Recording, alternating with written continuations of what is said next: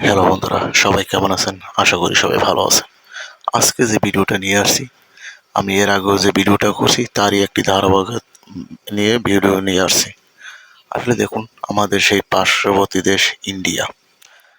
India আকাশ চোপড়া নামে একজন খেলোয়াড় এবং এখন বর্তমানে আছেন তিনি। সে বলেছেন যে কি বাংলাদেশ নাকি বাছাই পর্বেই খেলতে পারবে না, তার আগেই নাকি বাদ হয়ে যাবে।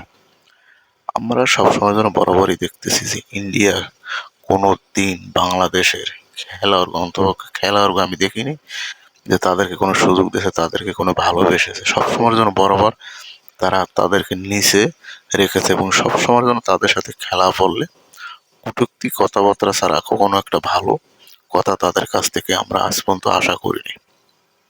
কিন্তু আমরা কিন্তু মাঝে মাঝে খেলার মাধ্যমে আমরা কিন্তু সেটা বুঝিয়ে দিয়েছি যে আসলে আমরা কি পারি কি পারি না।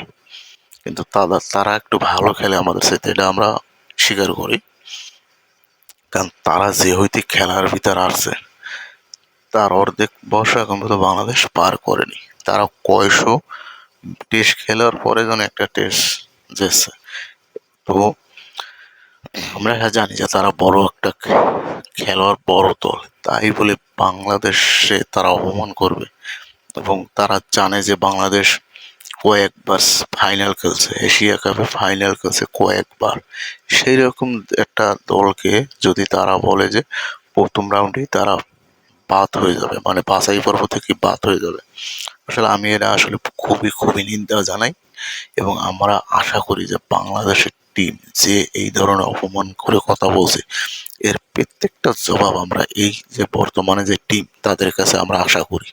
এবং তারা সেই জবাবটা আসলে আকাশ চোপড়ার গাল গাল পচাই দেবে, যেন আমরা আকাশ চোপড়ার গালের পরে এক একটা ম্যাচ জিতবো আর এক একটা আকাশ চোপড়ার মানে জুতার খোয়াস মারবো, বরিশাল যারে খায় আবগা বাড়ি মারবো।